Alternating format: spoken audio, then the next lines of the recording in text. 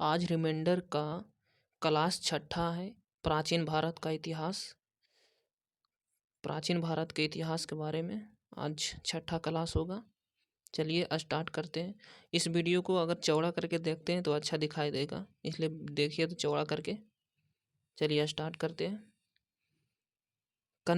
कनिष्ठ के दरबार में महान दार्शनिक कौन रहता था? तो अश्वघोष। अश्वघोष की रचना है बुद्ध चरित्र, सूत्र अलंकार। प्रसिद्ध दार्शनिक एवं वैज्ञानिक नागा अर्जुन किसके दरबार में रहते थे? तो कनिष्ठ के दरबार में। माध्यमिक सूत्र ग्रंथ की रचना किसने की थी? तो नागा अर्जुन ने। महाविभाष सूत्र ग्रंथ की रचना किसने किया था? तो वसुमित्र ने। कनिष्ठ के दरबारी चिकित्सक कौन था? तो चरक। बौद्ध धर्म का विश्वकोश किसे कहा जाता है? तो महाविभाष सूत को। कनिष्ठ का पुरोहित कौन था? तो संघरज था। कनिष्ठ को बौद्ध धर्म में किसने दीक्षित किया? तो अश्वघोष ने। भारत का आइंस्टीन किसे कहा जाता है? नागा अर्जुन को कहा जाता है। कुषाण वंश का अंतिम शासक कौन था? तो वसुदेव था। कुषाण शासकों को क्या कहा जाता है? तो देवपुत्र। कुषाण को देवपुत्र कहा जाता है। कुषाण शासकों को क्या कहा जाता है? देवपुत्र कहा जाता है। कुषाणों में मृत शासकों की मूर्तियां कहाँ रखी जाती थी? तो मंदिरों में रखी जाती थी। वह महानतम कुषाण नेता कौन था जो बौद्ध बन गया था? तो कनिष्ठ। किस वंश के शासकों ने बड़े पैमाने पर स्वर्ण मुद्राएं चलाई थी? तो कुषाण शासकों ने। कुषाण काल के दौरान मूर्ति कला की गंधार शैली किसका मिश्रण है? तो भारत ग्रीक यूनानी शैली का। सातवाहनों के समय मुद्रा सर्वाधिक किस धातु के बने थे? तो सीसा के। किस वंश के शासकों ने ब्राह्मणों एवं बौद्धों भिक्षुओं के कर मुक्त भूमि देने की प्रथा प्रारंभ की? तो सातवाहनों ने। भारतीय रंगमंच यवनिका पर्दा का शुभारंभ किसने किया? तो यूनानियों ने किया था। भारतीयों के महान रेशम मार्ग किसने प्रारंभ किया? तो कनिष्ठ ने।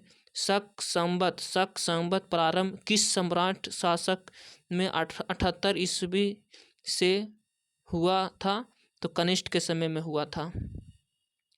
कुषाण काल में सबसे अधिक विकास किस क्षेत्र में हुआ था? तो वास्तुकला का क्षेत्र में हुआ था ज़्यादा विकास। विक्रम संवत कब से प्रारंभ किया? तो 58 ईसा पूर्व से। और शक संवत 78, विक्रम संवत 58 ईसा पूर्व में। बुद्ध की बड़ी प्रतिमा किस काल में बनाई गई? तो कुषाण काल में बनाई गई थी। किस वंश के शासकों ने क्षत्रप प्रणाली का प्रयोग किया? तो शकों ने। क्षत्रप प्रणाली शकों ने। त्रातार मुक्तिदाता की उपाधि किस वंश के शासकों ने धारण किया? तो शक ने। भारत में प्रथम बार सैनिक शासक व्यवस्था में लाया गया ग्रीकों द्वारा। सातवाहन नरेश हाल के समकालीन गुणाढ्य ने किस प्राकृतिक ग्रंथ की रचना की? तो बृहत कथा की रचना की थी। किस संग्रहालय ने कुषाण के मूर्तियों का संग्रह अधिक मात्रा में है? तो मथुरा संग्राम में। मौर्यों के बाद दक्षिण भारत में सबसे शक्तिशाली सबसे प्रभावशाली राज था सातवाहन का।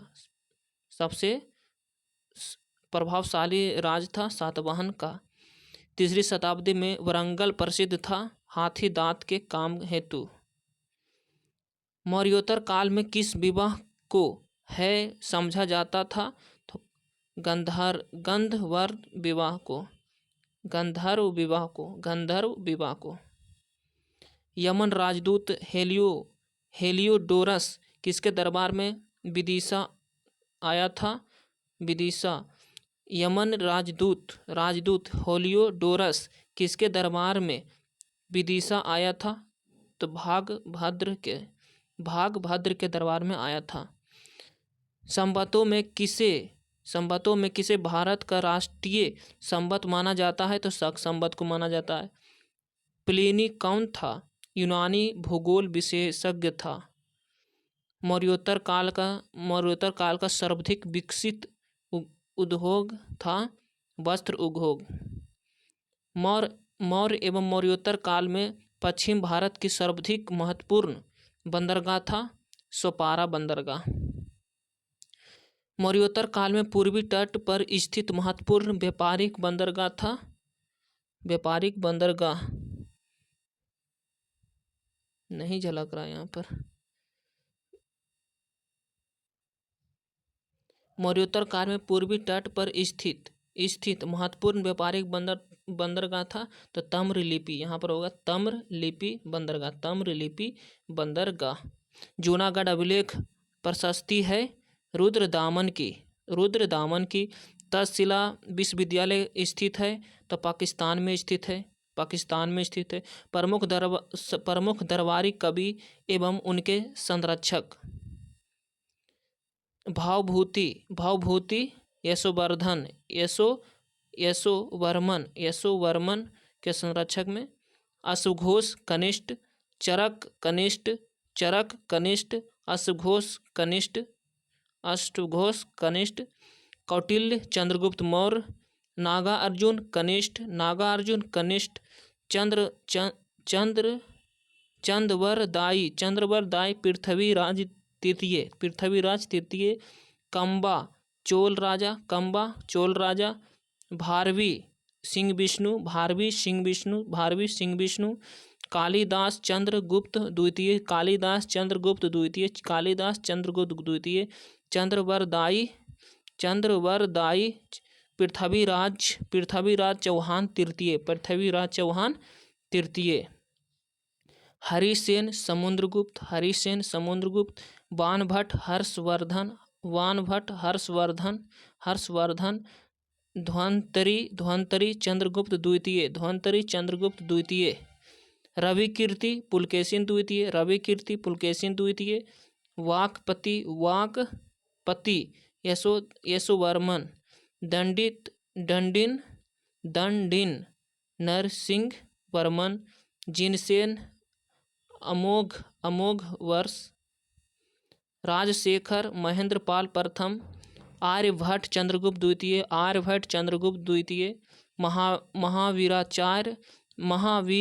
महावीराचार्य अश्वघोष। अगला हो गया अगला वंश गुप्त काल के बारे में पढ़ेंगे। गुप्त संवत प्रारंभ किसने की? तो चंद्रगुप्त प्रथम ने। गुप्त वंश की स्थापना किसने किया? तो श्रीगुप्त ने। गुप्त वंश के सामंत थे कुषाणों के गुप्त वंश। किस वंश को भारत में संस्कृति में स्वर्ण युग कहा जाता है? तो गुप्त काल को कहा जाता है। गुप्त साम्राज्य के उदय किस सदी में हुआ था? तो तीसरी सदी के अंत में हुआ था। गुप्त वंश के वास्तविक संस्थापक किसे माना जाता है? तो चंद्रगुप्त प्रथम को माना जाता है। गुप्त शासकों की दरबारी भाषा थी तो संस्कृति थी। चंद्रगुप्त प्रथम जिसे गुप्त संवत का प्रवर्तक माना जाता है, यह गुप्त संवत कब चलाया? तो 319 से 320 ईस्वी तक। समुद्रगुप्त राजगद्दी पर कब बैठा था? तो 335। समुद्रगुप्त किस प्रकार का शासक थे? आक्रमणकारी एवं साम्राज्यवादी था। कालिदास द्वारा रचित महाविकाग्निमित्रम नाटक का नायक था अग्निमित्र। समुद्रगुप्त के दरबारी कवि कौन था? तो हरिसेन। सर्वप्रथम किसने महाराजा धीराज की उपाधि धारण की? तो चंद्रगुप्त प्रथम। महाराजा धीराज चंद्रगुप्त प्रथम। भारत का नेपोलियन किसे कहा जाता है? तो समुद्रगुप्त को। समुद्रगुप्त के बाद राजगद्दी पर कौन बैठा? तो चंद्रगुप्त द्वितीय। चंद्रगुप्त द्वितीय ने अपने पुत्री का विवाह किससे किया? तो वकाटक नरेश रुद्रसेन से। चीनी यात्री फाहियान किसके समय में भारत आया था? तो चंद्रगुप्त द्वितीय विक्रमादित्य के समय भारत आया था। किसने? फाहियान। फाहियान कहाँ का निवासी था? तो चीन का निवासी था। फाहियान कहाँ का निवासी था? तो चीन का निवासी था।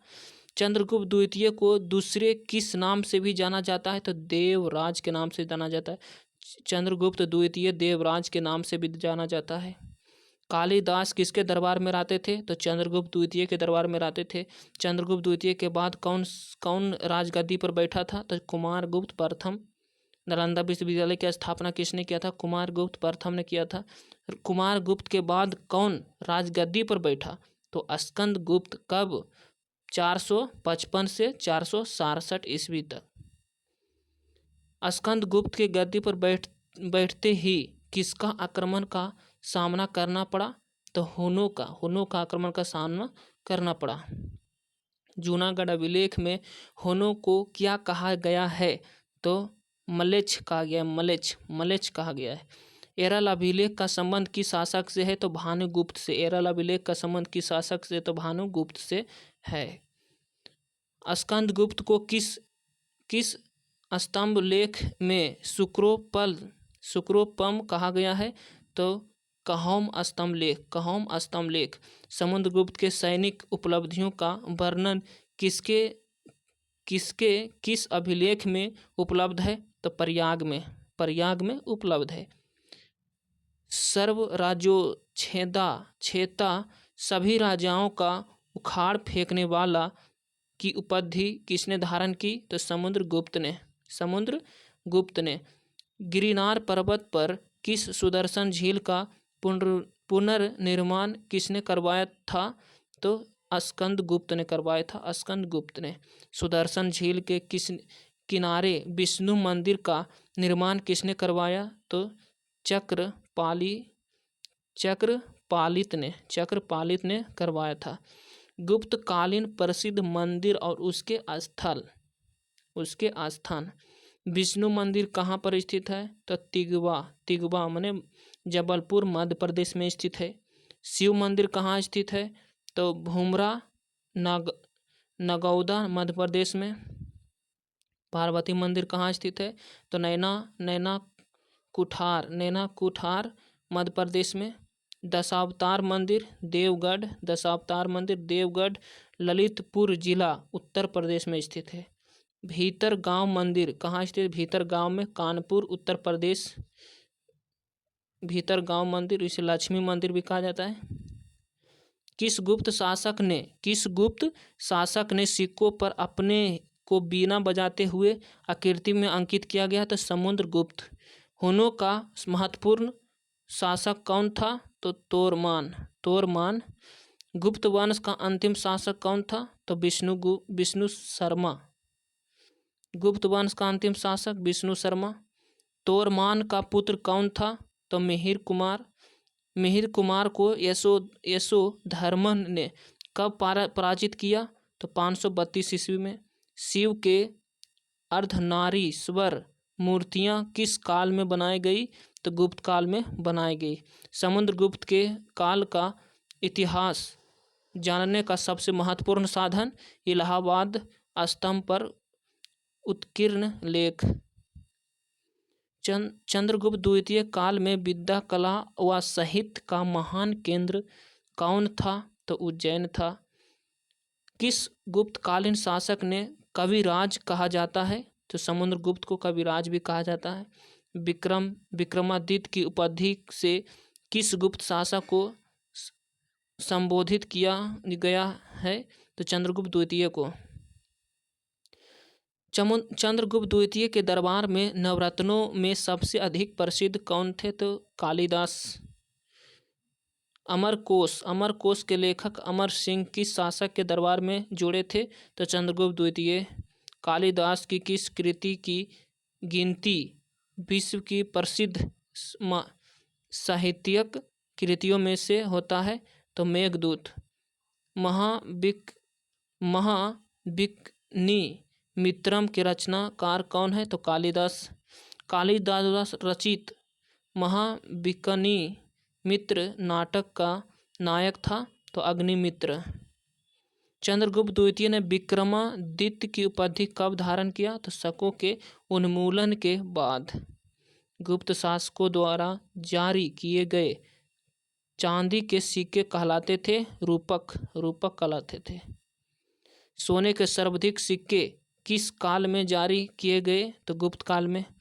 खगोल शास्त्र गुप्त काल में सबसे प्रसिद्ध नाम था बारामिहिर। बारामिहिर एक खगोल शास्त्री थे, बारामिहिर।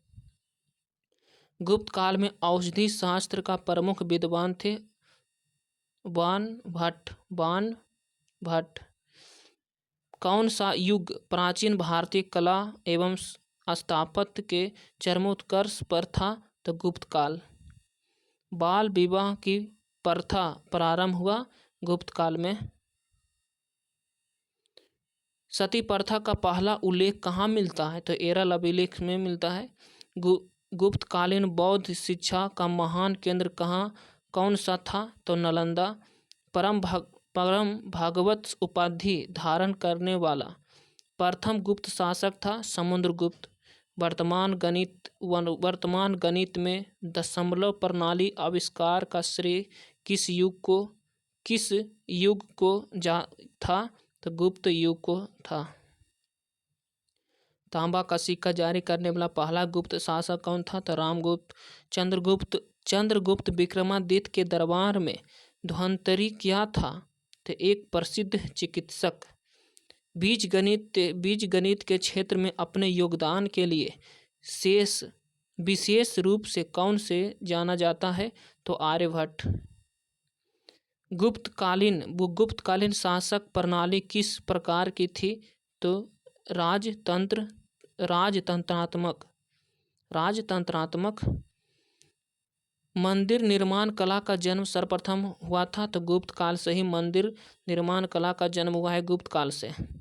अजंता की गुफाओं का निर्माण किस गुप्त काल में हुआ? तो 16, 17 और 19। अजंता की गुफाओं में किन गुफाओं का निर्माण गुप्त काल में हुआ? तो 16, 17 और 19 नंबर की गुफाओं। गुप्त काल के सर्वाधिक लोकप्रिय देवता थे विष्णु। सारनाथ के धमेख स्तूप का निर्माण किस काल में हुआ? तो गुप्त काल में। गुप्त स्थापत्य कला का सर्वोत्कृष्ट मंदिर कौन सा है? तो देवगढ़ का दशावतार मंदिर। राजा रानी प्रकार के गुप्तकालीन सिक्कों का प्रचलन किसने करवाया? तो चंद्रगुप्त प्रथम ने। समुद्रगुप्त का प्रयाग प्रशस्ति लेख किस भाषा में लिखा हुआ? तो संस्कृति भाषा में। प्रशस्ति अभिलेख किस भाषा में? संस्कृति भाषा में। प्रयाग प्रशस्ति अभिलेख का लेखक कौन थे? तो हरिसेन। प्रयाग प्रशस्ति अभिलेख के लेखक हरिसेन। समुद्रगुप्त के समकालीन सिंघल द्वीप का शासक कौन था? तो मेघवर्मन। गुप्त काल में समान रूप से प्रांत पातियों को क्या कहा जाता है? तो उपरिक कहा जाता है, उपरिक।